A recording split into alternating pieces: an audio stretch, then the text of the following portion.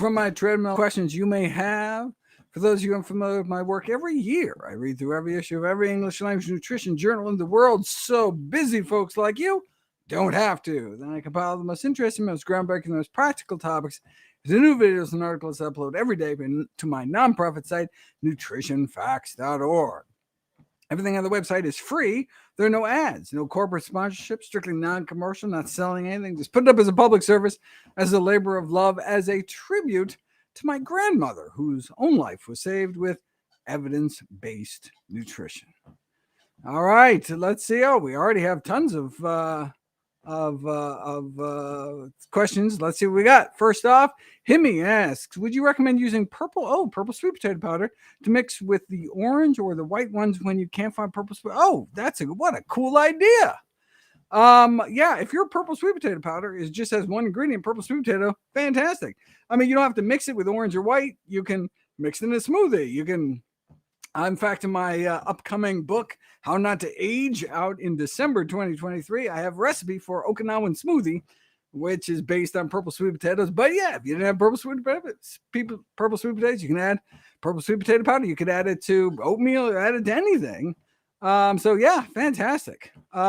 Super. So has all the wonderful stuff that sweet potatoes have, plus those berry anthocyanins, which are so important for brain health and all sorts of other things. And so, yeah, that's great. I didn't even know such a thing existed, but I'm totally going to look into it. Cool. All right, next up, Ammo asks, I was put on medication that caused me to gain weight. Oh my God, not just gain weight, almost double your weight. Managed to lose weight by changing medication, sticking plant-based diet. But okay, any advice? I'm so sorry to hear that, and I'm glad that you've changed course. So I wrote an entire book just for you, How Not to Diet. All the proceeds from all my books are all donated to charity. So go to your local public library and get How Not to Diet in hardcover or audiobook or ebook. And it talks about, it says it looks like you're already eating healthy, but then there's all sorts of things you can add on to a healthy diet to accelerate the loss of body fat, because we want to get you back down to where you were before. So glad to be able to help. Next up, Teresa says, does sugar intake increase the risk of Hashimoto's thyroiditis, the leading cause of underactive thyroid gland? Not that I'm aware of. We could do a really quick search on PubMed, but it's not something I ran across. Hashimoto is an autoimmune disease. I don't see how sugar could affect that, but we shouldn't be eating added sugars for all sorts of reasons, from cavities on down. Next up, the Nick asks, I like to use malted grains in desserts. Would they have the same benefits as whole grains? So malted grains, you're basically breaking down some of the starch into sugar. But I didn't know. Can you just buy? I know you can get like barley malt, or I've certainly seen the ingredients. I didn't know you could actually just like buy malted grains. So I'm not exactly sure what the nutrient composition would be. Certainly wouldn't be presumably as good as intact grains. I mean, the whole part of the benefit of the starch that you would malt out of malted grains is that by eating intact grains, no matter how well you chew, there's going to be pieces that travel all the way down and provide this bounty of starch prebiotics to your good gut bacteria. But when we break all those cell walls open by grinding them finely into flour, unfortunately, all that starch gets absorbed, much to up in the small intestine, never makes it down to your good gut bugs, unfortunately. I don't know if the same thing would happen with malted grains, but yeah, presumably it's I don't know how it comes, but if it's powdered, we would lose that prebiotic goodness. Okay, Llewellyn says cholesterol is high, even though they've cut out meat, eggs, and dairy, and trying to watch what they eat, needs to be on a statin. What else is out there that is better than drugs? Okay, so there's all sorts of things. The first step is to get rid of foods that increase your cholesterol. And so there's 3 food components that increase cholesterol, and that's saturated fat, trans fats, and dietary cholesterol. So you've already eliminated, well, you've eliminated dietary cholesterol by eating vegan, but there are still plant sources of saturated fat like coconut oil, palm kernel oil, palm oil, found a lot of vegan junk food. So you'd want to stay away from that. And then trans fats, been largely removed from the U.S. food supply, but if you're in a if this question is coming from another country where they still have this partially hydrogenated oils, that would be something to stay away from as well. And usually just by doing that will bring your cholesterol down. So average cholesterol of people eating vegan, about average total cholesterol is about 140. We want to get it below kind of 150. If your doctor's talking to you about statins, your cholesterol is probably way above that. So unless you're just doing a lot of coconut oil or something, then the next step would be to add foods to your diet that actively pull cholesterol from your body. And so that was the thinking behind Dr. David Jenkins' portfolio diet out of the University of Toronto, where he came up with a portfolio of different foods that pull cholesterol from your body using different mechanisms, and so have kind of this additive effect. And so, once, part of the portfolio of eating a lot of soluble fiber-rich foods, slimy foods like oatmeal, okra, eggplant, etc., nuts and seeds, all sorts of things to pull your cholesterol down. And so then you've eliminated foods that increase your cholesterol, added foods that actually draw down your cholesterol, and the portfolio diet should be working well as these first-generation statins. And if it's not, then you really should start looking for secondary causes of hypercholesterolemia. So, for example, underactive thyroid gland can jack your cholesterol up, even if you're eating really healthy. Excess abdominal adiposity. There's a whole bunch of things your doctor can look at before going to pharmacological options.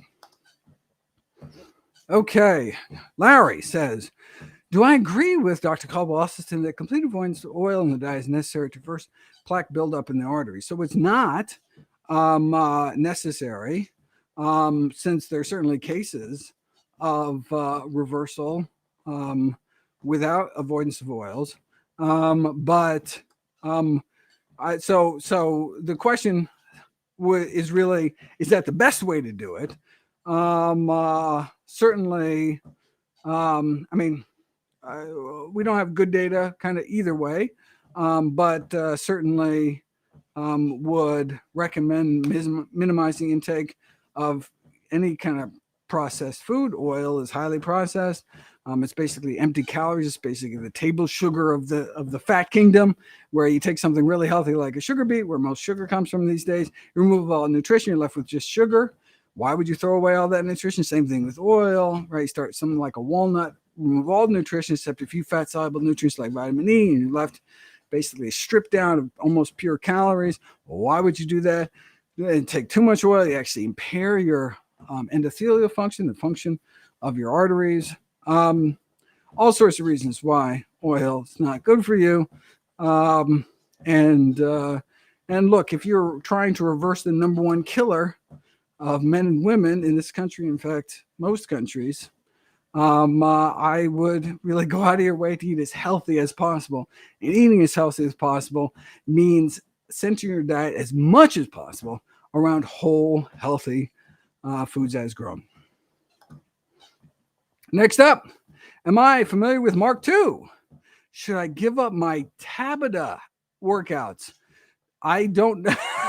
I'm not familiar with either Mark II or with Tabata or with Mark I. So sorry about that. But maybe I should look into it. So sorry I can't help you. It's not something I've run across. Okay, Yogi says, does long pepper increase absorption of turmeric like black pepper? Oh, such a cool question. Okay, so long pepper. What's long pepper? Papali. So it's in the same black pepper family, but it has it may have senolytic properties, which is one of the aging pathways. So I talk about adding long pepper to one's diet. And that's one of the recommendations in my upcoming book, How Not to Age, something I've done in my own diet. And the question is, does it increase absorption of turmeric? I don't think so. Well, does it have piperine? That's a good question. So I believe what's increasing absorption of, it's not so much the absorption of turmeric, it's the suppression of the detoxification of curcumin. So basically, there's something in black pepper that suppresses your liver's detox enzymes, which normally would detoxify this curcumin, which is like, what is this in the body? Which is that bright yellow pigment in turmeric. And so when you suppress your liver's ability to remove it, you get higher levels in your bloodstream by 2,000%.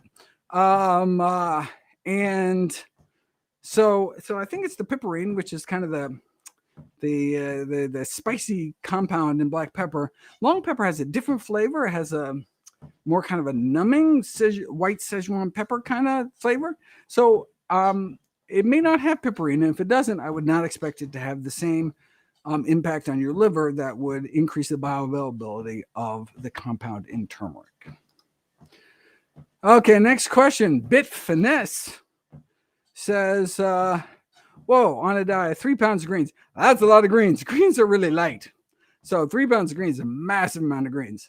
2 pounds of sweet potatoes. Ooh, that sounds, you're making me hungry. Some berries during the evening. 1 to 4% fat. Whoa, that's extraordinarily low fat diet. I mean, Okinawa is only like 9% fat. And although, yeah, so about 10% is probably, 10 to 15% is probably normal for the human species. But that's extraordinarily low. But I ate 1/3 of a pound of mixed nuts, algae. Face blew up into a giant cold sore.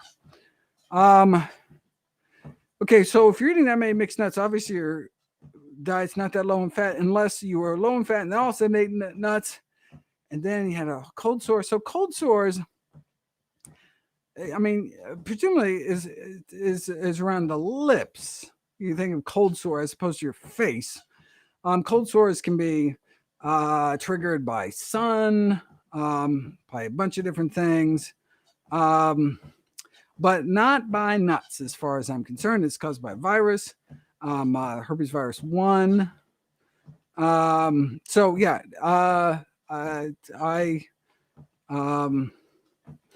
I would diversify your diet. You're hitting a few on the daily dozen, but there's a lot of others you should hit, including nuts. But no reason to eat 1/3 of a pound. An ounce or a little less than an ounce a day is perfectly fine. Sorry about your cold sore. There are some things you can do about your cold sore. There's not great. Here, I'll take that question away for a second. There's not great data about lysine. It's a supplement that's touted as being anti-cold sores. But what does work is antiviral drugs. So valacyclovir and acyclovir, even just a day, like 2 doses, can work as well as longer courses. And the earlier the better. So if you get cold sores, you can have it on your person. So you can get a prescription for it and have it. And then as soon as you feel the tingle or whatever, you know you're going to get one, you can take it, and it reduces the duration by about a day. And then if you keep getting recurrent cold sores, then you can be on kind of a prophylactic dose of something like valacyclovir, like 500 milligrams a day. So that's often used for like herpes 2 infection, like trying to suppress genital herpes outbreaks, but can also suppress cold sores as well. But hopefully you can find ways like, sunblock or something. If the sun is one of the triggers, that means you don't have to be on drugs your whole life. All right. Next up, Lowry says, I've heard prostate cancer is associated with fats in the diet that include plant-based fats, such as nuts, seeds, and avocados. I don't think so. Should we look it up really quick? I haven't. I would be surprised if there was an association between nuts. I presume they're just talking about saturated fats. Prostate meta-analysis. Let's see what we have out there. Is there anything? Nope. I'm not seeing anything on nuts. We look at dietary fat intake.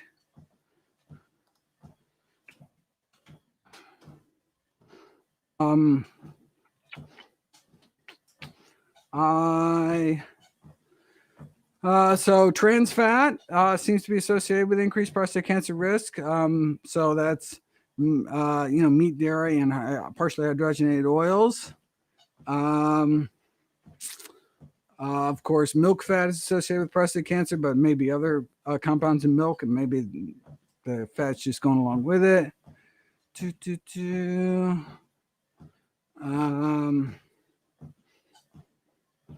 Yeah, not seeing anything on. Oh, here we go. Here's a meta-analysis of 2015 in PLOS 1. Fat intake is not linked to prostate cancer. Systematic review and dose response meta-analysis. Actually didn't find any risk with total fat intake or even saturated fat intake.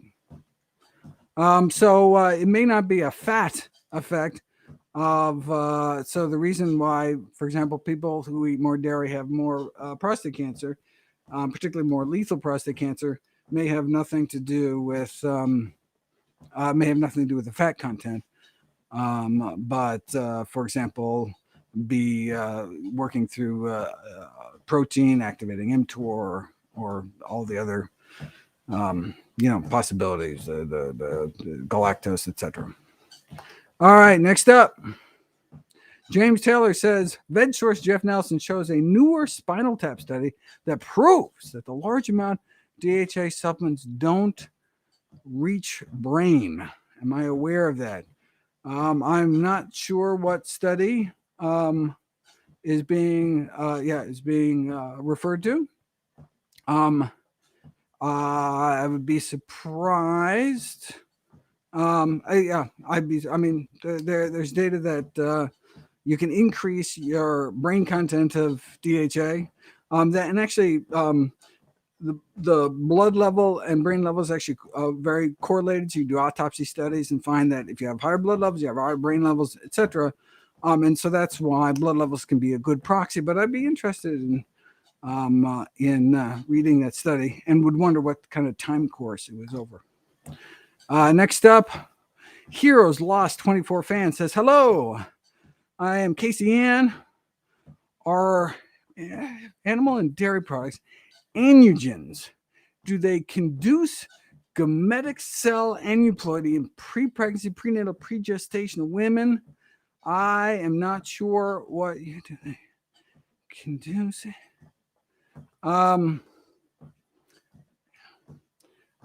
So we're talking about chromosomal abnormalities in sperm and eggs, or I guess here just eggs. I've never heard of the word aneugen. Is that something? Is that just something I'm unfamiliar with, or is someone? No, there it is. Aneugen is a substance that causes aneuploidy, or this chromosomal abnormality of having a different amount of chromosomes. I am not familiar with any dietary connection with the chromosome number or abnormal number of chromosomes, but that very well may be just from me it's not something that's ever come on my radar. Sorry, I do not know if that is the case. Fuchsia asks, a menopause and high LDL 90 days ago. Oh, wonderful. Husband and I started a whole food plant-based journey. His numbers, oh my God, wonderful, gorgeous. 238 to 102. But my LDL only works 20 points. Well, hey, 20 points, that's amazing. Well, I guess it depends on how high your LDL was, but that's pretty good. Just stick with it, and it should continue to come down. And so that's fantastic. I mean, just look, some people can eat crappy foods and their cholesterol doesn't go up as much as other people. And they're just kind of lucky that way. And so difference in genetics can offer a difference in impact of diet and lifestyle choices. And so it's not that There's different diets for different people with different genetics, but it's some people exercise is healthier than other people. Some people smoking is worse than for other people. They have this predisposition for lung cancer, and that the tobacco, they're just waiting for those first few mutations from the cigarette smoke. And so if you're eating the same kind of food, then it may just be genetic differences, but you're moving in the right direction. That's the important thing. Stick with it, and if you don't come down to target, then start thinking about some of these other things I talked about with portfolio diet. There's all sorts of other things that lower cholesterol too, like black cumin, and if you just type in cholesterol into NutritionFacts.org, all sorts of stuff will come up. Amla is also lowers cholesterol with dried Indian gooseberry powder. So all sorts of supplements that can do it as well. Okay, Scott says, can I exercise while doing 18-6 intermittent fasting? Absolutely, you can exercise. In fact, if you're doing intermittent fasting to lose weight, to maintain muscle mass, on any kind of caloric restriction, exercise is critically important. Obviously, if you're dizzy or lightheaded, you want to be careful.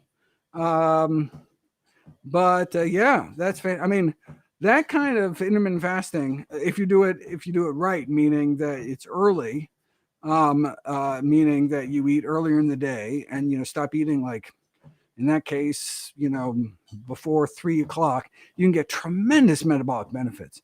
I profile this study in my time restricted feeding video, and I keep looking at it, and every time I read about it, because I talked about it in my How Not to Age, so I have a whole caloric restriction chapter in the How Not to Age. Every time I see that study, I'm just like baffled by how powerful that is. So early time restricted feeding, skipping supper, trying to shove as many calories in the morning as possible, and stopping eating early. Even if you're eating the same foods, can have remarkably different effects thanks to our circadian rhythms, and exercise would be a great benefit to that. If you can do it, that's great. Okay, Nels says, I changed my mind on fluoride. What are my recommendations? So I gave a webinar recently talking about community fluoridation and new data out of Canada, which has got a lot of people concerned about fluoride in the water as a neurodevelopmental, a neurotoxicant. And so pregnant women may want to try to avoid excess fluoride intake. But that's separate from topical fluoride, which can give you the benefits of drinking fluoride without the risks. And so I encourage people to stick with fluoride-containing toothpaste, but for pregnant women to not be ingesting more fluoride than is that you can get away with.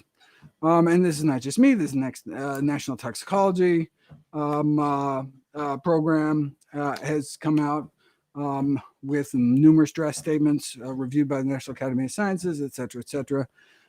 So it's really kind of going the way of kind of similar to what we were kind of in the early 80s with lead, where we see a significant detriment in IQ in mom-child pairs with greater exposure to community fluoridation.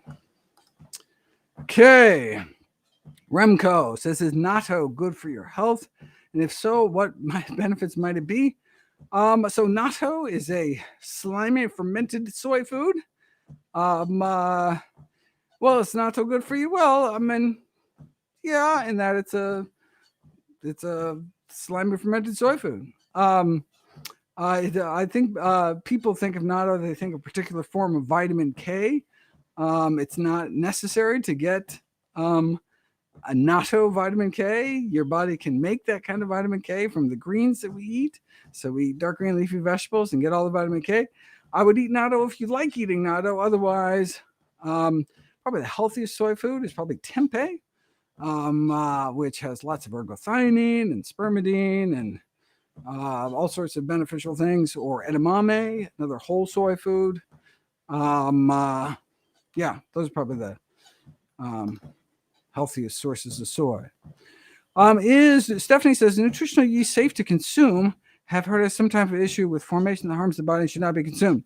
Nutritional yeast is safe to consume except if you have hidradenitis suppurativa, which is this nasty autoimmune disease, or another autoimmune disease called Crohn's disease, which is a type of inflammatory bowel. I have videos on both of those and why nutritional yeast is not good for them, but good for everybody else, as far as we know. Okay, just browsing says, oh, that's a great question. I recently added sumac to my list of things to research because I don't recommend your name as who brought it up last time, but someone said, what about sumac? And I was like, is there any research? I looked up, there's lots of research on sumac. I don't know why I missed it. So I always want to prioritize things that I don't have any videos about on NutritionFacts.org. It's getting rare. This video is in over 2,000 topics now, but sumac's one of them. I bet you could type sumac in Nutrition Facts and not a single thing would pop up, and that hurts my soul. So we're going to change that. It's on my list. Okay, Gabriella. Oh, that was nice. This may be from one of the other things I did today. What is my advice about managing menopause symptoms? Oh boy, well, that is a huge part of my book How Not to Age, my Preserving Your Hormones chapter. So it depends on which menopausal symptoms you're talking about. In terms of weight gain, I would probably go to my How Not to Diet book. But in terms of these vasoactive symptoms like hot flashes and flushes and night sweats, that kind of thing, there are a bunch of options, and soy foods are one of the ways that you can. It's probably the first line treatment for treating symptoms. Then there are kind of genitourinary symptoms of menopause, which used to be kind of have different names, but that can be treated with non-pharmacologically with vaginal lubricants and moisturizers, and I talk about the best brands. And then there are hormonal, both prescription and non-prescription, local hormonal applications and different things you can eat, and so on down the list. But there's lots of things you can do. Check out the new book at your local public library when it hits it out this December. Okay, Richard says, oh, I want my dad to try plant-based. You must love your dad and want him around for a while. Does it help? Oh, Giant Cell Arteritis. Oh, not that I know of. Yeah, that's interesting. I don't know of any dietary influence, but again, not something I've looked into. But look, the number one reason your dad and everyone's dad is going to die on average is heart disease, and we know plant-based diets can help with that. So if for nothing else, we should do that, and everything else could just be a side benefit. Okay, Wild Blueberry, what a name! There we go. Wild Blueberry asked if I had my blood check. I had wild blueberries today. If I had my blood checked, what values should I pay particular attention to in order to find out whether I'm eating a balanced diet? Should I test for certain? Oh my God, we're running out of time. But the USPSTF, the kind of preventive services guidelines committee, really suggests just getting your cholesterol checked. There's no reason to check for vitamins and minerals in particular, unless you have particularly symptomatic or have kind of a strange diet where we would assume that you'd be off kilter in some way. So it's better just eating a healthy diet and remaining healthy. And then obviously if you run into a problem, you can check for specific things, but there's no reason chasing after lavage if you're feeling particularly fine, with the exception of cholesterol, because we want to make sure that your cholesterol is not out of whack, because that's something that you wouldn't necessarily feel. I did want to tell people that I have a new webinar coming out on May 12th. You can go to nutritionfacts.org/webinars. I think today is the first day you can register. It's 2 hours, and it's we're offering CME for the first time, continuing medical education. So up to 2 AMA 1 credits for physicians. We're super excited about that. And I'm going to go through all the meds and the best exercises and the best foods, etc. So go to nutritionfacts.org/webinars to check that out. Unfortunately, I'm out of time.